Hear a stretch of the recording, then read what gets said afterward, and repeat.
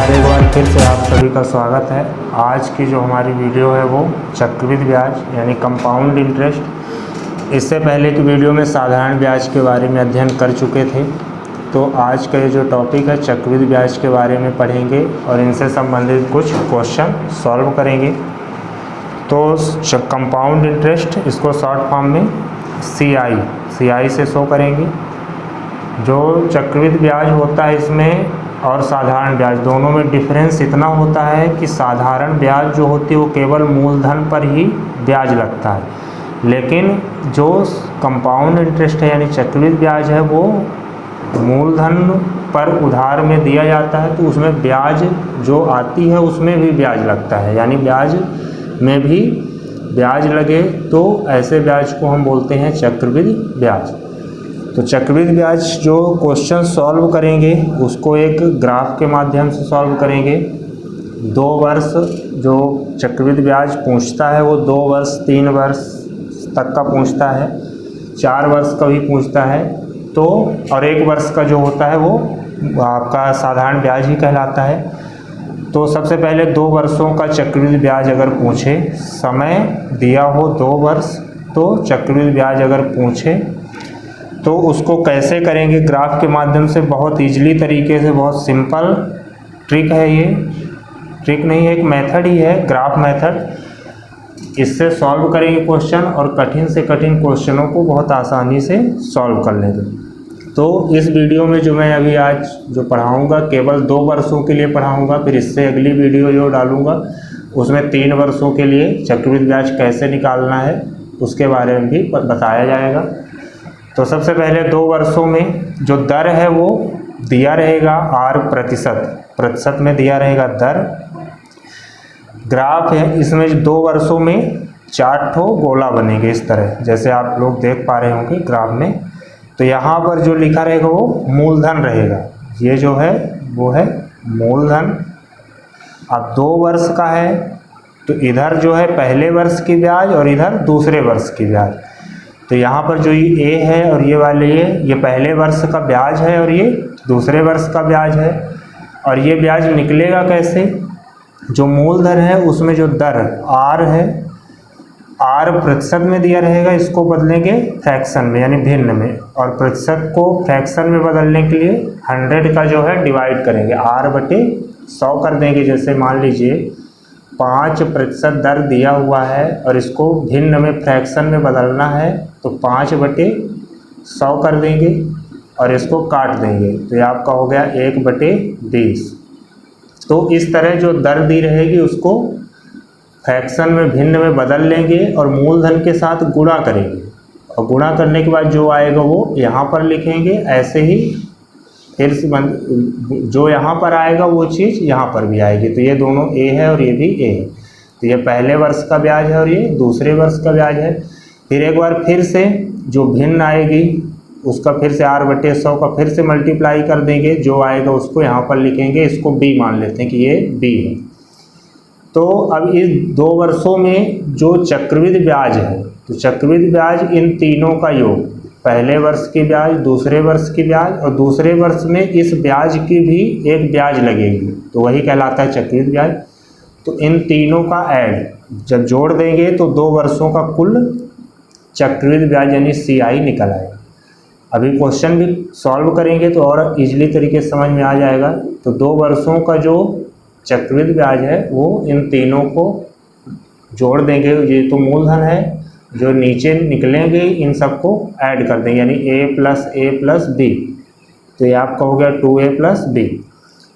और जो 2 वर्षों का SI है यानी साधारण ब्याज है, तो ये पहले वर्ष का साधारण ब्याज और ये दूसरे वर्ष का साधारण ब्याज। तो साधारण ब्याज में केवल ये दोनों बस ऐड होंगे और चक्रवृद्धि ब्याज में ये भी ऐड हो जाएगा। तो साधारण ब्याज जो है A+A यानी 2A। तो यहाँ पर डिफरेंस दोनों में देख पा रहे हैं कि साधारण ब्याज में केवल ये वाली ब्याज और ये वाली ब्याज बस ऐड होती है, यानी केवल मूलधन पर ब्याज लगती है, और जो चक्रवृद्धि ब्याज है उसमें ब्याज की भी ब्याज लगती है। तो इन दोनों के बीच ये डिफरेंस होता है। फिर एक क्वेश्चन में पूछता है कि चक्रवृद्धि ब्याज और साधारण ब्याज का अंतर यानी difference between CI and SI, ये भी क्वेश्चन में पूछता करता है। तो इस तरह ग्राफ के माध्यम से अगर फार्मूले से करेंगे तो पहले CI निकालना पड़ेगा, फिर SI निकालना पड़ेगा, फिर दोनों को घटाएंगे तब जाके दोनों का डिफरेंस आएगा। लेकिन इस ग्राफ के माध्यम से अगर सॉल्व करेंगे तो जो दोनों का डिफरेंस है ये लास्ट वाला जो आएगा वो दोनों का डिफरेंस है B। यहाँ पर जो चक्रवृद्धि ब्याज है 2A + B में साधारण ब्याज यानी 2A को माइनस, जब इन दोनों को माइनस कर देंगे तो आपका आएगा B बस। तो जो लास्ट में जो वैल्यू आएगी इतना करने के बाद तो वही वैल्यू चक्रवृद्धि ब्याज और साधारण ब्याज का डिफरेंस कहलाएगा। तो 2 वर्ष का जो चक्रवृद्धि ब्याज है उससे संबंधित क्वेश्चनों को इस वीडियो में सॉल्व करेंगे। अगर फार्मूले बेस्ड से आपको करना है तो फार्मूला भी मैं यहाँ पर लिखा हूँ, फार्मूला भी सिंपल ही होता है। तो CI चक्रवृद्धि ब्याज का जो फार्मूला होता है मूलधन, फिर कोष्टक, बड़ा सा कोष्टक लगाएंगे 1 + R/100 की पावर n -1 और कोष्टक बंद। जो P है वो मूलधन है, R जो है दर है और जो n है वो समय है। तो इन सब की वैल्यू दी रहेगी, इसमें रख करके सॉल्व कर देंगे तो चक्रवृद्धि ब्याज भी निकल आएगा अगर फार्मूले से आपको करना है। चक्रवृद्धि मिश्रधन अगर निकालना है तो मूलधन कोष्टक में 1 + R/100 की पावर n। तो चक्रवृद्धि मिश्रधन का ये भी फार्मूला होता है सिंपल सा।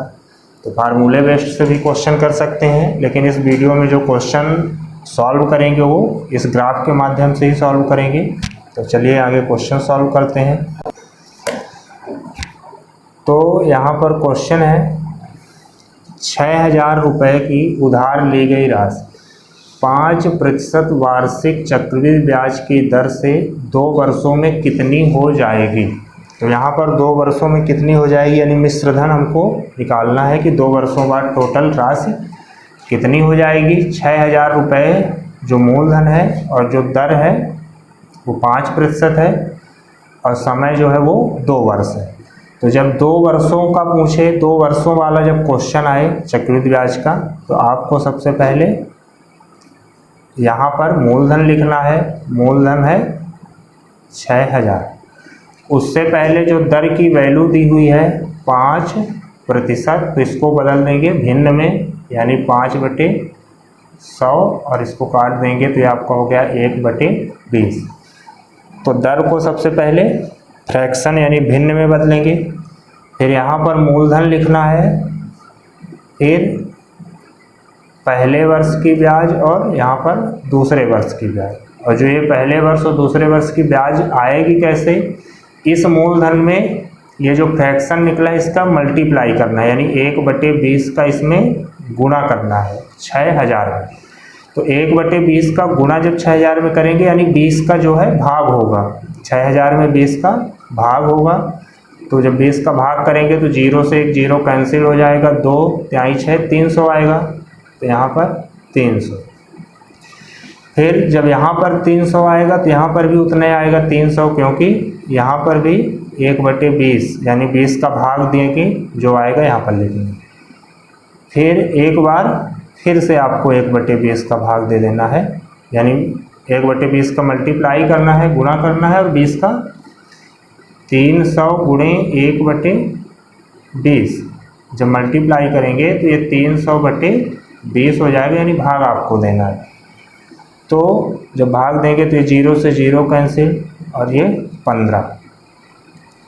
तो इस तरह आपका आ गया हर चीज़ें जो भी क्वेश्चन में पूछे। अब यहाँ पर पूछा था कि टोटल कितना हो जाएगा यानी मिश्रधन पूछा है। अगर चक्रवृद्धि ब्याज पूछता कि चक्रवृद्धि ब्याज कितना है तो चक्रवृद्धि ब्याज के लिए इसको और इसको और इसको इन तीनों को ऐड कर देते यानी 300 300 600 और ये 15, तो 615 आ जाएगा चक्रवृद्धि ब्याज।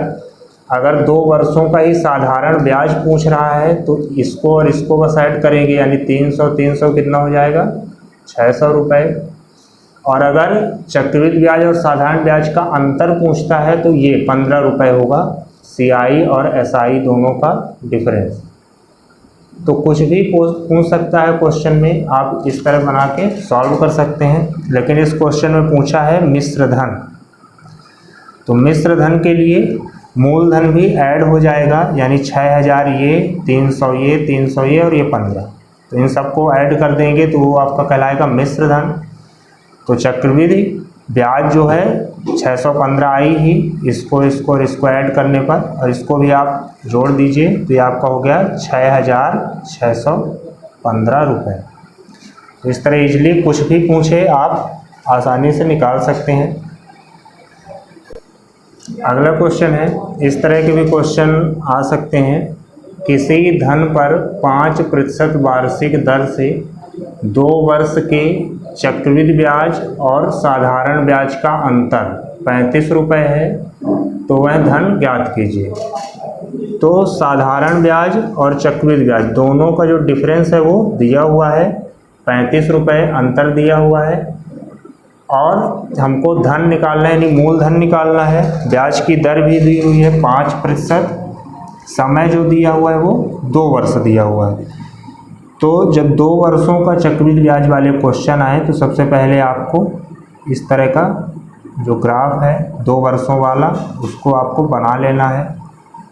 अब यहाँ पर जो है ऊपर से नीचे को नहीं, नीचे से ऊपर की ओर जाना है, क्योंकि CI और SI दोनों का अंतर बस दिया हुआ है केवल 35 रुपये। तो CI और SI जो दोनों का अंतर होता है वो यहाँ पर होता है, तो यहाँ पर लिख देंगे 35, यहाँ पर 35 हो जाएगा। फिर जो ब्याज की दर है वो दी हुई है 5%, तो इसको बदलेंगे किसमें, फ्रैक्शन, 5/100 यानी 1/20।